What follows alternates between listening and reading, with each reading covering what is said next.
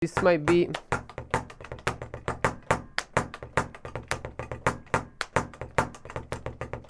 so once we have this down, the first motion down, we can start applying this on the pedal, and we will skip the step of not having the spring for the reason that I was telling you before, because the spring has a big role in this technique, because it's the one that will allow us to actually play the taps. So when we're on our pedal, once we've learned the physical motion, the mechanical motion of our body, how they should work, let's apply them to the springs. So first of all, we have to figure out the settings of the pedal, make sure that we're comfortable on controlling the pedal just with the ankle, and that it's not too tight, so too fast for our ankle, or too slow. But actually, to learn this, maybe you want to lose the spring a little bit so that the pedal doesn't have a lot of rebound and it's not too hard to practice in this and learn this. But once you get comfortable with the pedal setting, let's break it down, break the motion down, and understand how this works. So we'll start in a natural position, just laying the foot completely on the board, and then we apply what we just did. So we will play the first stroke with basically doing an upstroke with the leg and going in the lower part of the pedal with our foot, playing a tap with the ankle.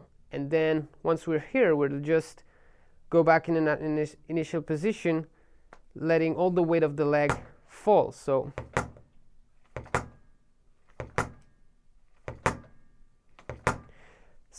we might have hard times in starting this, because we will maybe start playing directly against the tension of the spring, because of course the spring tension, it's something that we have to deal with. But if we look at what happens in the motion slowly, when I start the motion, what happens is I slightly press the beater down, so that then I have already a motion in the pedal going. So I don't start from here and just squeeze down, but I have this little moment of pressing down and then playing the stroke here, so that the pedal has the time from here to go back, and then I can play the stroke with the ankle. So it's important that we work on this a little bit, because if not, we will find ourselves just doing something like this, where the pedal doesn't collaborate with us. Instead, in this way, there's an extra motion before the first stroke that allows me to play the first stroke, and then the second one, it's pretty easy because it's just letting the leg go with the leg motion. So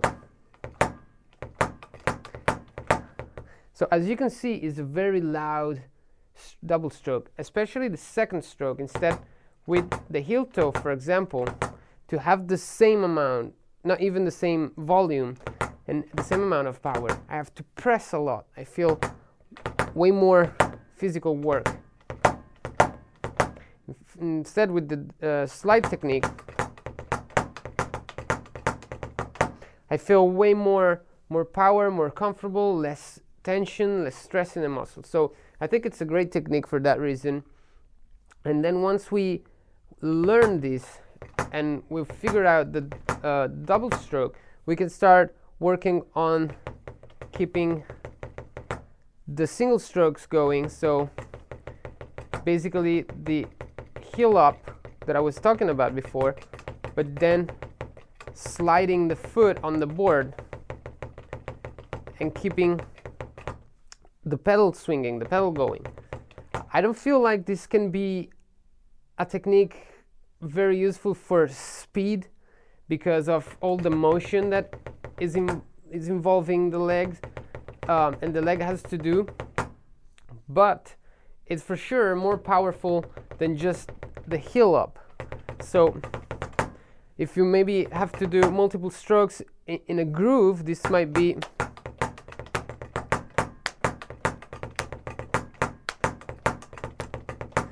This might be better than just the heel up, so that you don't have two different volumes between the leg motion and the ankle motion of the heel up.